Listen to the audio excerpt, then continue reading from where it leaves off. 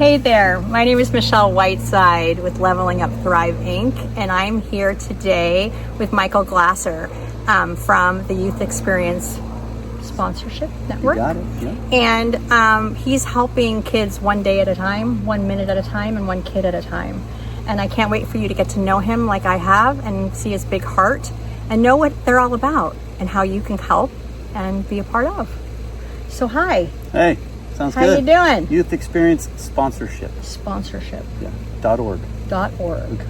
Do you want me to take that? No.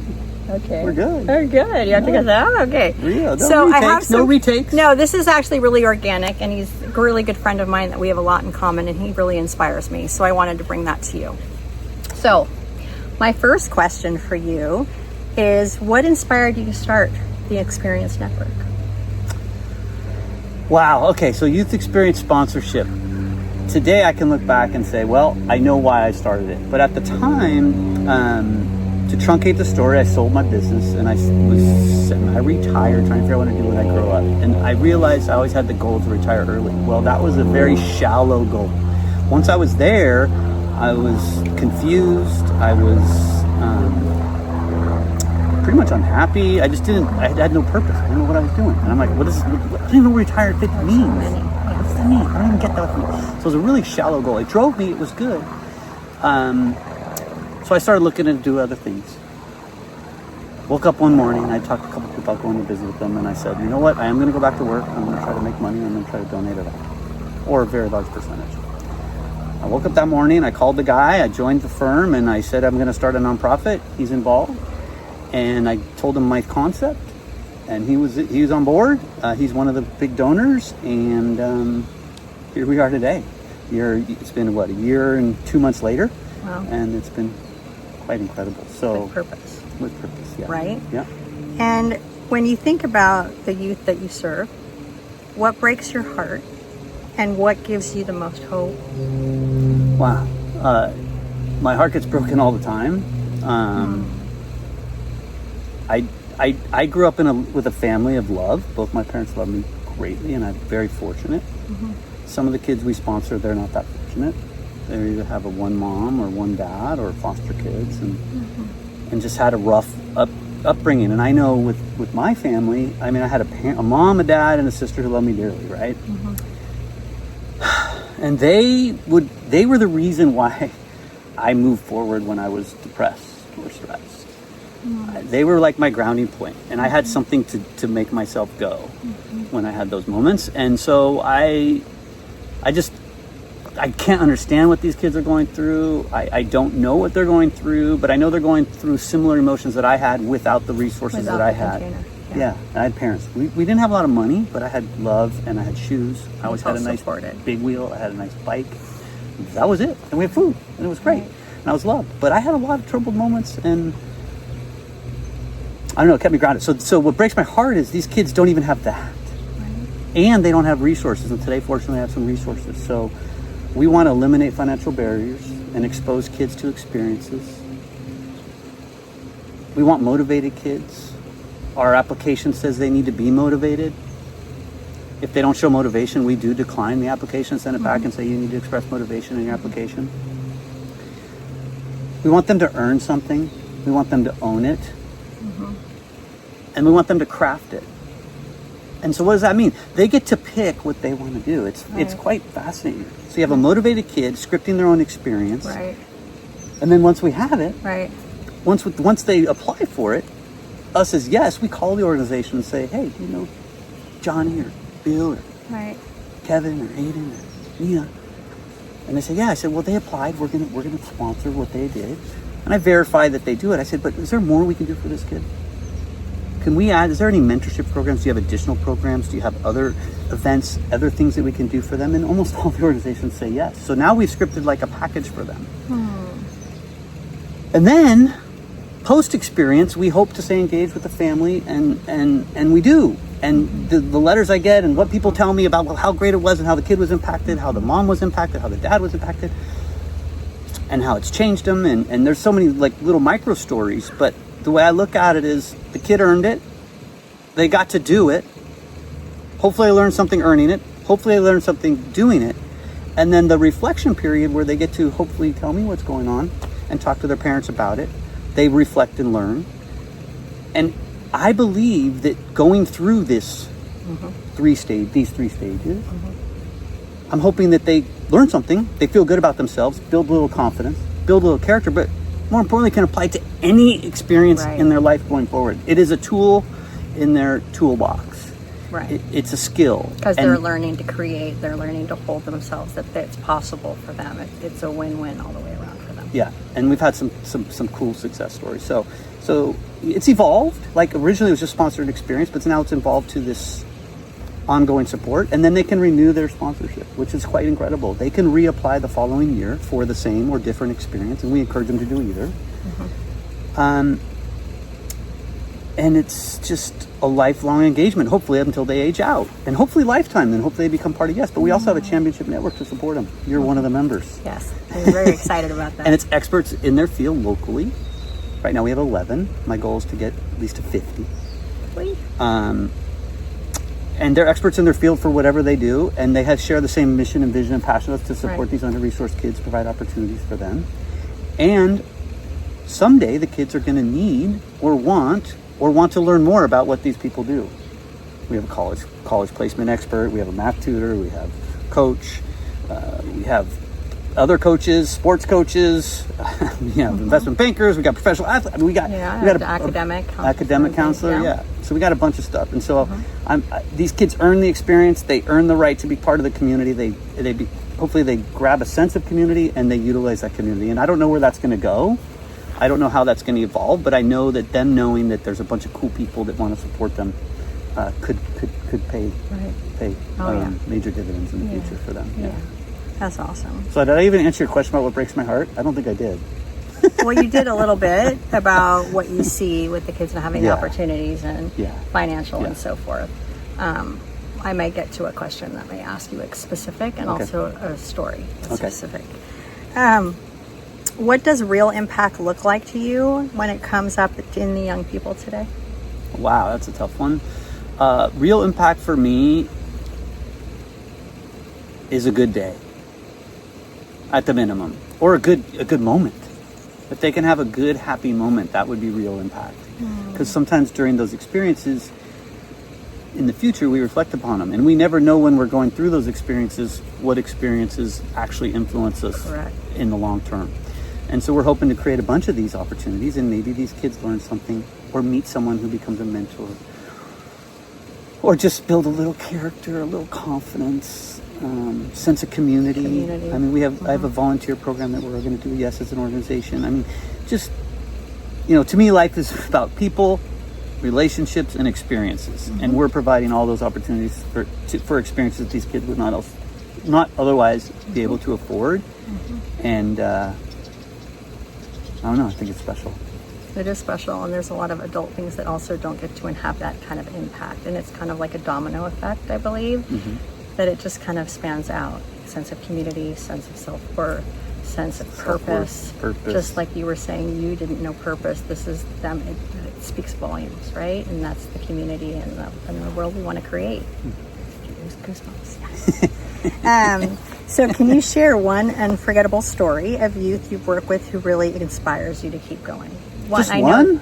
Well, so really, Michael's really good on his social media. I love how you put up, because I look at them every day, put them up every day about, this is a win here and that, and they're fabulous stories. Can you tell us one that inspires you the most? Well, there's two. I have to. Well, there's more than two. There's like five, but so you make me pick one. That's unfair. That's unfair. The most recent one is there's so many. They're all every kid has had an experience. I can't do one. I'm going to talk about one and you can cut me off. We can do it again, and we can do one kid a video or something. So just we'll start with one. Okay. Aiden applied for Global Baseball Ventures, which is a camp that goes to Dominican Republic to play baseball for a week, and they do community service while they're down there. This was the fourth applicant Yes got to go to this program. We had already decided that we were not going to send any more kids because we had to be smart with our funds, and we don't want to just donate to one organization. You should have seen this application. Absolutely killer. Emotion, attachments, letters. What are they called? Letters of recommendation. Articulated what he's going to get out of it or what he expects. I mean, it was, and I sent it to the committee and I said, I don't say yes or no. It's up to you. They get to do it. I raise the money. They get to decide who gets the money. We did that intentionally. And I said, here's another for global baseball ventures. Let me know what you think. And we'd already discussed we weren't doing it. And I didn't say you should do it. I just forwarded them. And their response was, we have to approve this kid. He is super motivated. He put in way effort. We don't care. This kid deserves it. So he went. And a couple things have happened since he went. The first one is I got an email, not a letter, from his mother. And she said, amongst a bunch of things, and you can see it on the testimonials. I think it's on the social media. She said that, thank you, Mike. Aiden came back and I've never seen him be so much himself. I mean, who knows their kid better than their mother? And I mean, it was like, oh my God, tears. So fast forward like a week and she calls me and says, you're never going to believe it. Pedro Liriano, who's an ex-baseball player and part of that whole program in the Dominican Republic, called my kid and wants him to come back for the whole summer. We're raising money. So he's there now, spending 2 more months down there. One of the things he said when he came back the first time to me through his mother, Mom, I had the time of my life. These people live on dirt floors, don't have running water, and they're the happiest people I've ever met. Impactful experience. Then they wanted him back, and now he's down there for two more weeks. And the third thing that happened during this experience, and I know there's going to be more, is that the mom reached out and said, Aiden's leaving for the Dominican Republic on Monday. We want to come see you and say thank you. And I said, wow, that's amazing. Well, we didn't get to meet in person because I was a little busy. I was out of the area. So we met via Zoom.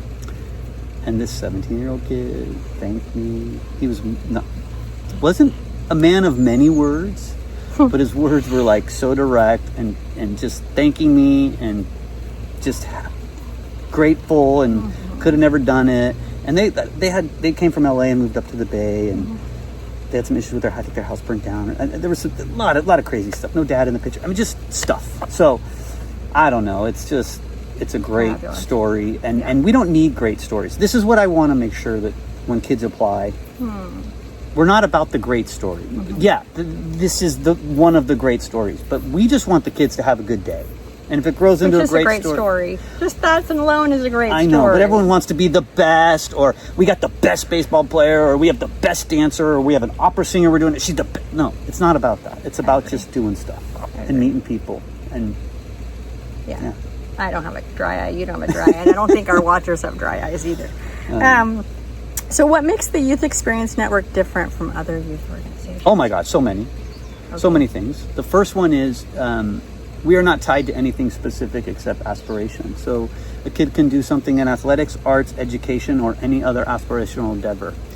I haven't found another organization that is that blanket, that open for the kid to actually script their experience, control their experience.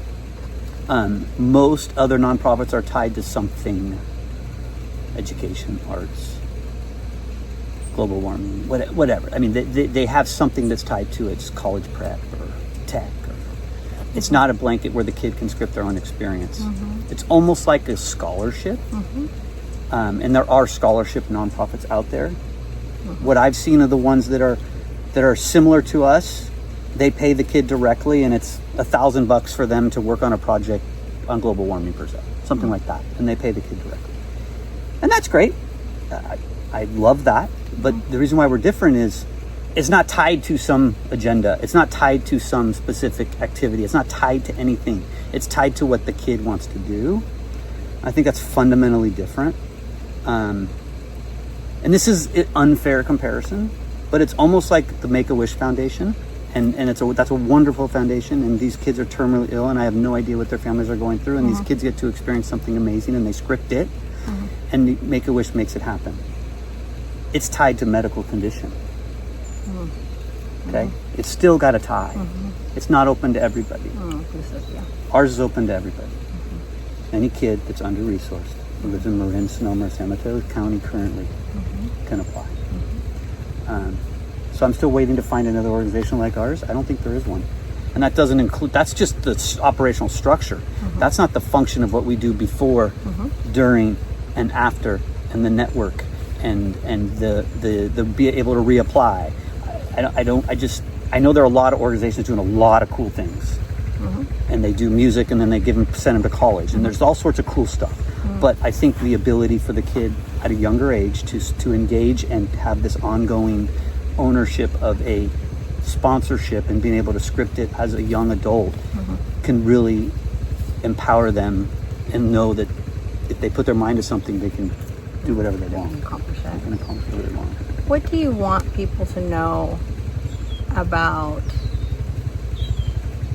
the experience and so forth, that so they could help or get the word out there? Like, what do you want to tell people in order to support? So much.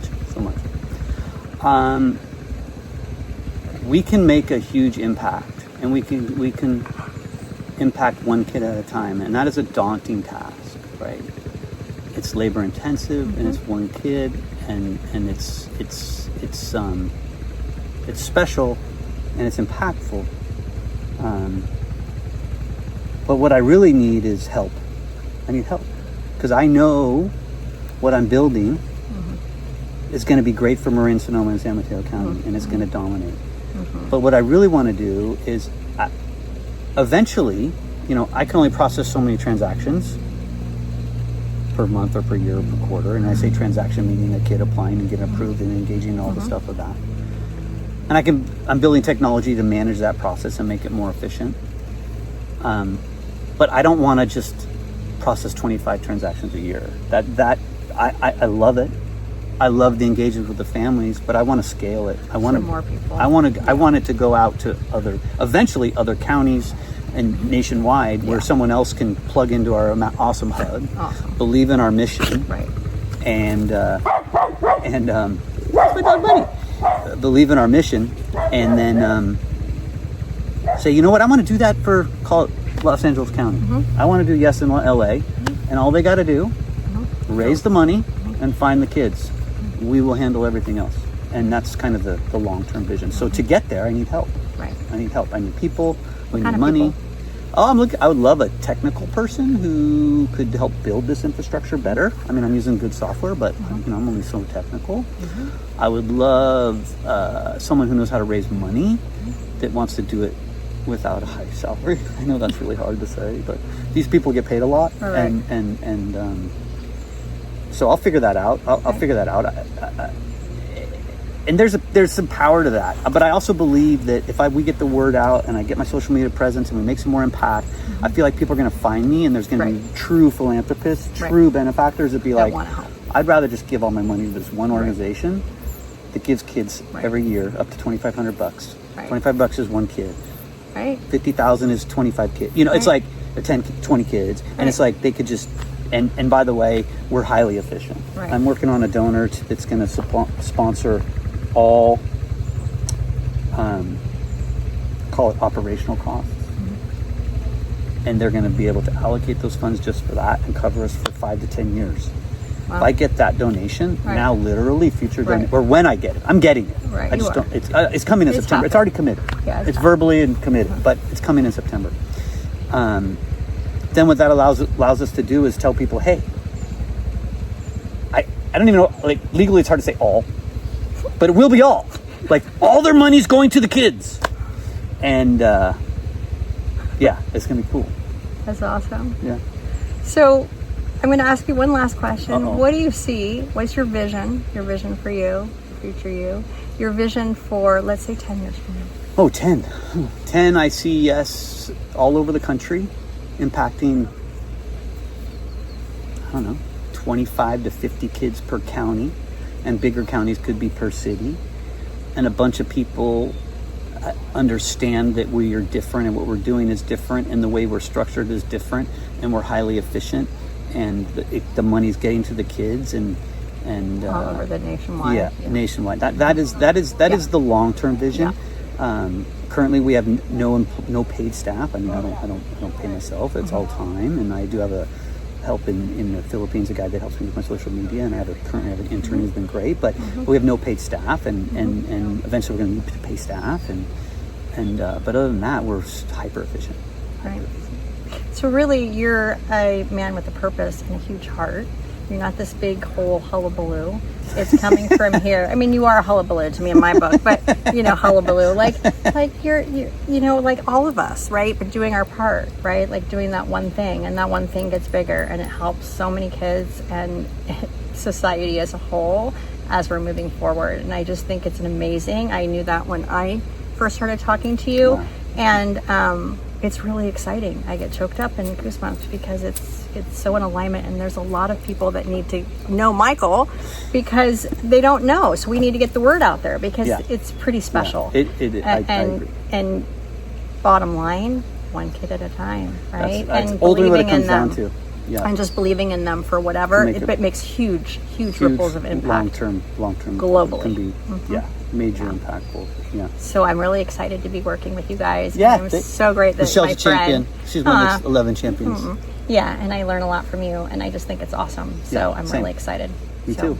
So check him out, please, and don't hold back. And any questions, I'm sure there's a way to, in that box thing, to just send a message to him. And remember, you're not alone, and we're not alone. It takes a village. Yeah. So Thank you. Thank you. Yeah.